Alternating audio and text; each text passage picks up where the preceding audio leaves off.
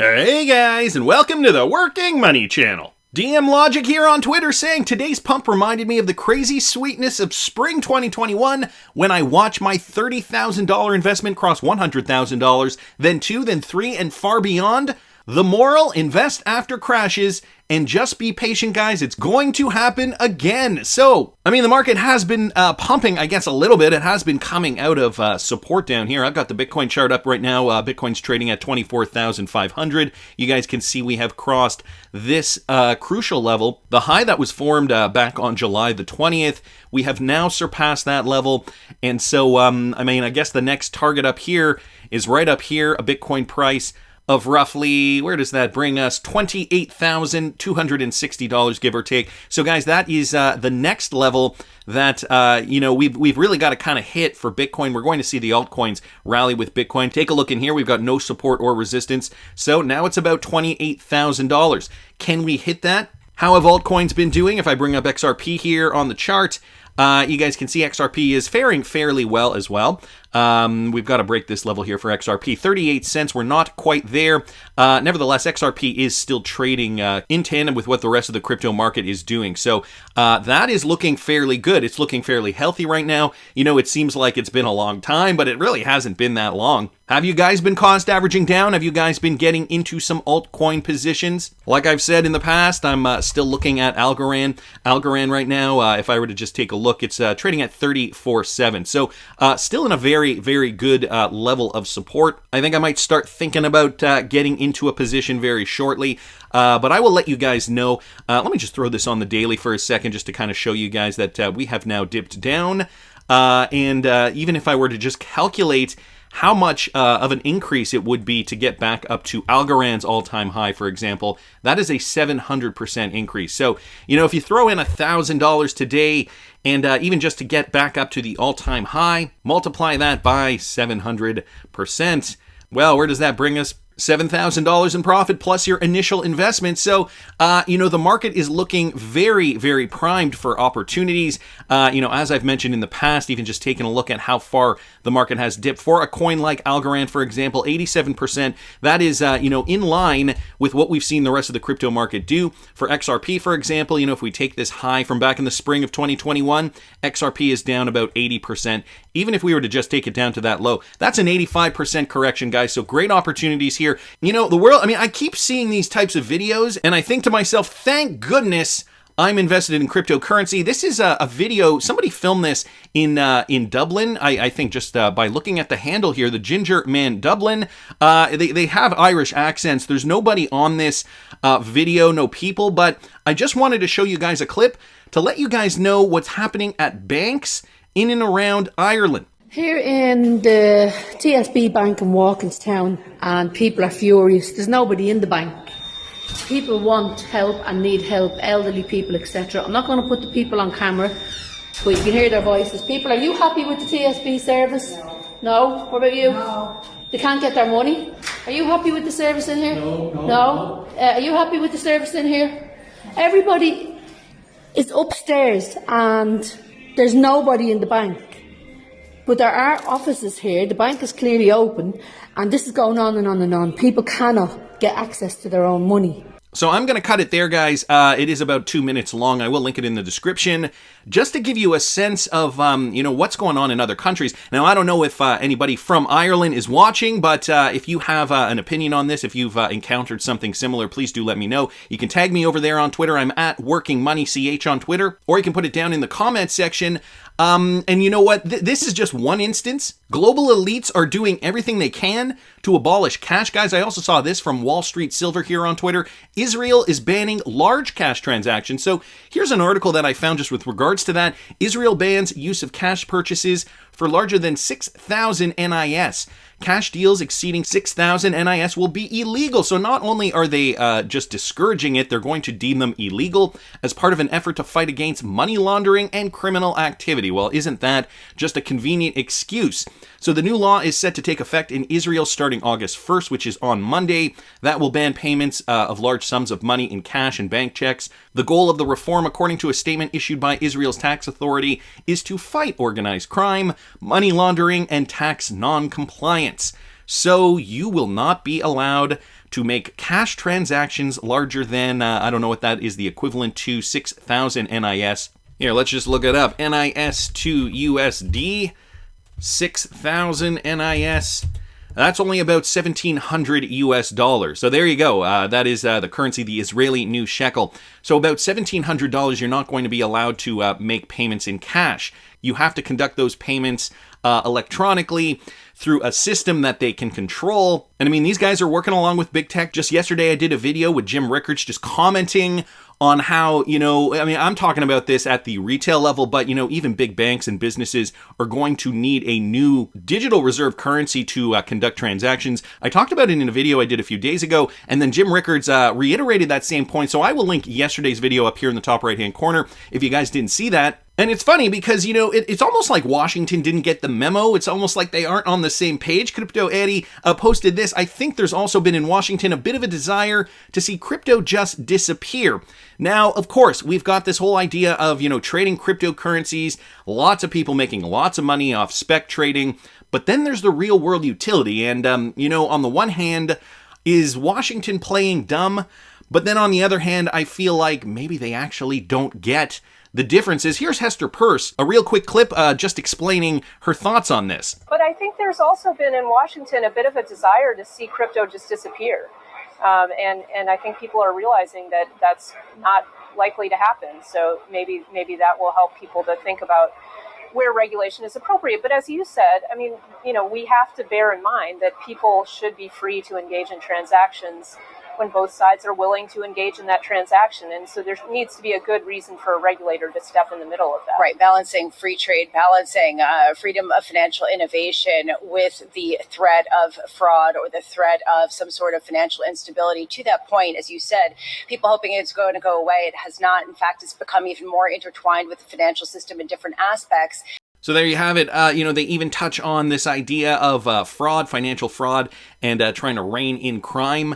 So it's interesting because we're at a very critical moment in time right now with regards to finance, with regards to the new financial system that they have been planning for so long, yet it doesn't seem like it's being rolled out, I guess, the way they planned. And they have to do things in the meantime, like, start banning large purchases using cash. So this is a very, very disconcerting trend that I'm starting to see.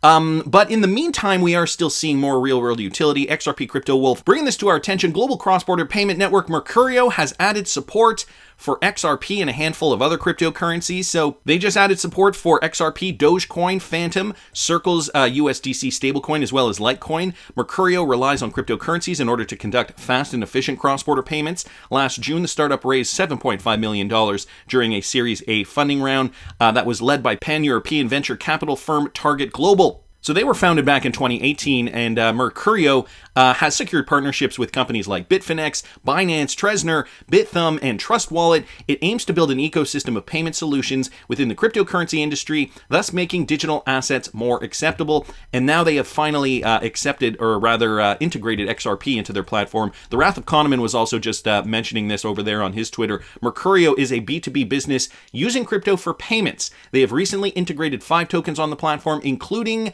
XRP, a crypto-powered toolbox for payment innovations accessible through Sol integration. So here is their tweet just highlighting XRP. Ripple has made waves in cross-border payment industry powered by XRP. The protocol is used by major banks to facilitate rapid, secure, and cheap transacting. Ripple initially began Ripple Pay in 2004, 5 years before Bitcoin's launch. So they're even noticing that inconsistency there. I mean, some may say it's an inconsistency. Others may think that it was just maybe a coincidence and they had no idea XRP was going to exist at that point in time. Nevertheless, good news here, just more utility, more solutions for payments, adding XRP to add value to, obviously the XRPL, because that's where the value will be driven eventually. Mac Attack XRP also bringing this to our attention. So I mentioned the Columbia Land Registry, how that was debuting on the XRPL a few weeks ago, and now they've finally gone about and done one in an historic feat. Ripple partner Peersys Technology, a Barcelona-based software development firm, has announced that it has put into production the very first version of the National Land Registry to record the first adjudication resolution in Colombia on the XRP ledger. And so Ripple just tweeted this out yesterday afternoon. afternoon. Excited to share that we just put into production the first version of the National Land Registry, together with the Agencia Tierras and the support of Ripple, to register the first adjudication resolution in Colombia on the XRP ledger. And here's just a shot of the certificate there, if you guys just want to take a look at that. I will link everything in the description of the video. But again, just another application for the XRPL. Wanted to thank Mac Attack XRP for posting that. And yesterday, I also did talk about the latest Q2 2022 Ripple report. So a lot of great stuff in that report. If you guys didn't catch that video, I'll link it up here in the top right-hand corner. But I didn't mention the plan where Ripple was buying back millions of XRP. So this was brought to us by Michael Branch here on Twitter. So they just start off by talking about the financial Q2 report. The blockchain company noted that the purpose of the XRP buyback initiative is to sell the acquired crypto asset to on-demand liquidity businesses. So their whole purpose, guys, to buy the XRP to sell it to ODL businesses specifically and exclusively. According to Ripple, the adoption of its ODL solution has grown tremendously. So we talked a little bit about that. And, even Anderzel has taken, I think he's aggregated, I don't know if he did this or if he found this chart somewhere else, but it looks like he aggregated a whole bunch of that data from earlier reports and, put it all into one place, now just demonstrating how ODL sales have grown quarter over quarter. So here's what he wrote. Growth of ODL related sales numbers from Ripple's XRP market reports from Q2 2020 to Q2 2022, 2 years of growth. And so as you guys can see, so this is in the millions, I believe, if I'm not mistaken. Yeah, he says down here it's in millions. So if you just take a look at this, the first quarter we saw, what would that be? 3.2 billion. If this is in millions, it would be 3.2 billion, then 8.1, then 11.1 billion, 15 billion. The numbers keep getting higher and higher, but guys, take a look at this exponential growth throughout 2021 and into 2022. Now, finally, right over here, 2.1, it looks like, what would that number be? $212 trillion in XRP ODL-related sales. So, huge growth. He goes on to say the flywheel is in effect. We're at 6, boosting with digital assets, picking up speed. And so this was just from a Ripple report from back in 2020. As you guys can see, the flywheel effect is continuing to spin. So, value and feasibility, scalability, and then finally, here's where we are today, the flywheel effect, expediting move to go live, boosting with digital assets. So really just kind of ready to take off here. And Digital Perspectives here also brought up a good point. So Ripple continues to buy back XRP off secondary market. They state they're solely engaged in selling to ODL-related businesses only. But here's a question. Where will retail exchanges get XRP? And another question, how long will it take to run out? And what will the price be when it does? So the idea here, the continued perpetual demand for on-demand liquidity from the businesses that really need XRP, because if we remember Dilip Rao, he said, XRP is not really supposed to be for retail. It's supposed to be for the companies that want to use it in a real-world situation, and this is why us XRP hodlers, we're trying to purchase as much as we can because we know it's going to have value and it's at a pretty attractive price point as of now. So what will happen with retail XRP? If retail exchanges still want to list it, are they going to continue to list it? Are they just going to say, look, there's just not enough, so we're not going to list it?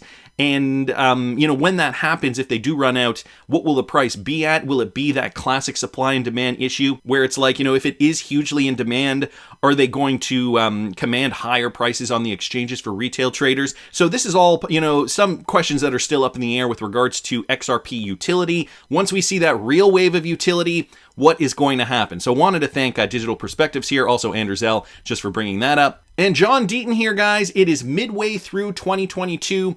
And since 2015, Ripple has targeted XRP for cross-border payments. This clip just shows you how difficult it is to disrupt the incumbent banking and financial services industry.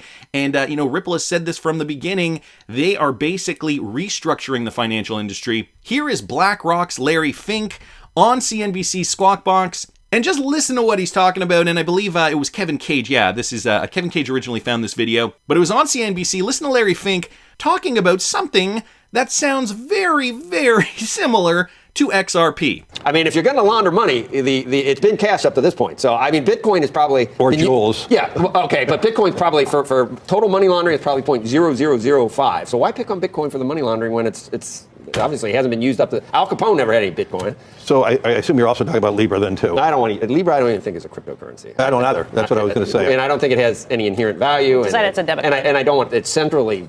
and Mark Zuckerberg's involved, and everybody gets to keep the float all... Let's talk about the concept, though. Yeah. Forget about who's created it and what it's trying to do. Yeah. I was in Europe this past week. I had to buy a new briefcase because mine broke actually there. When I was carrying cash to launder? All jewels. Yeah, no. right. When I was going to sign the receipt or the electronic thing, they'd asked me, do I want to pay in euro or dollar? Yeah. And I said, okay, dollar. Then I looked at it. I'm still being charged at 3%. Terrible. Okay? So, and when you think about all the people who send money, they may work in one country, send money back home. They generally do that through organizations that charge 5 to 10%. Yeah. There is a need, whether it's a Libra or something else, to democratize the exchange of foreign currencies. Today, with computers and electronic market, there shouldn't be that. It should be 10 basis points, 5 basis points. That it's not sense. percent. And so I actually believe the idea around Libra, I don't think we need to create a new currency, but the technology to instantaneous calibrate all the currencies, that should be done. Who gets squished by that? Whoa! Yeah, Larry, don't you realize that's been in the making for years now? A company called Ripple has been doing this for several years. By that? Who are the middlemen who are making money on that? The banks. We're making, as the Bitcoiners would say, that's progress for you. At least to get to the point where you're saying that about Libra. No, you're still not saying that about Bitcoin. I think Bitcoin but it's saying about blockchain. Bitcoin I don't know if Libra is blockchain. They haven't decided. I might do that. It has to be some form of that. It's just ledger. Right, but it's a basket of fiat currencies. It's like, but you don't need that. Just keeping track of it. There's no inherent value. But you don't need that. If you had this mechanism in every transaction, you could minimize the transaction cost. Hilarious how they're talking about this, seemingly having no clue. I mean, they're talking about it within the context of Bitcoin, and seemingly having no clue that a company, namely Ripple, has a cryptocurrency, namely XRP, that does just this and has been doing it for years. Now, I don't think these guys are stupid. I have a feeling that they know that Ripple exists and that they know that there is a currency that does this, a cryptocurrency that essentially you can leverage for that liquidity in order to be able to provide the transaction that Larry Fink is talking about here. Moon Lambo was saying this. It's so funny to hear the CEO of BlackRock advocate for the use case of XRP, because that's exactly what he is doing. He's advocating for the exact use case that XRP performs and that it was designed to do. Yet he is seemingly unaware that this problem has already been solved by Ripple by positioning XRP as a bridge currency. So that's the other point to this. It's making it sound like these guys are coming up with this idea off the top of their head, but are they really? So this clip was originally posted by XRPsnakey.xrp here on Twitter, retweeted out by John Deaton, and there was a second portion to this clip here that I want to play for you guys, another 44 seconds. Listen to this. Idea, right? That's what the whole idea is. And that's what I loved about it. Yeah. I don't believe we need a international currency like that. There's no need. But there is a huge need to bring down the fees of the interchange. Need or not, it's here. And So the banks have not wanted to eat their own, to cannibalize themselves. This is a but big when you see cannibalization. pressure like Libra, do they all get on board pretty quickly and say, okay, wait a second, I'm not going to lose my market share? No, there's going to be some mechanism of doing what I said, the calibration of currencies that's going between. That can just, you don't need a Libra. You have computers that can monetize and calibrate euro to dollar instantaneous for a couple of basis points, or yen and all that. Next time, come for the full hour. You're evolving. I got to go talk to my shareholders today. now. We appreciate Evolving. that. It's great to I see see you. an evolution here. You're evolving and making progress. Thank you. Unbelievable. Really, just un-effing believable. It's got me shaking my head, but I don't think that these guys are being completely honest. I have a feeling, it would be naive to assume that they do not know that XRP exists. And this is why I'm thinking, like Jim Rickards and like, what I was mentioning in that video that I did last week with regards to a digital world currency. Now, we're talking about applications on a grander scale, enterprise applications, and Larry Fink is talking about retail, but we know XRP can solve for both. So are they telegraphing? Are they doing this on purpose? Are they trying to let us know that, hey, wait, look, this is going to be the future. There is going to be a cryptocurrency that solves for this. They're not naming it by name. But the other thing is they're not stupid either. Like I said, Larry Fink, the CEO of BlackRock. We also know BlackRock is a partner of the World Economic Forum, along with Ripple, which makes me think more and more this is just telegraphing what is going to happen in the future, potentially a future where, of course, the powers that be want to go cashless. That's just my opinion, but I want to hear what you guys think. Please subscribe to the channel if you haven't already. Like the video if you like the content I'm providing. I always love hearing your comments. See you in the next one, guys.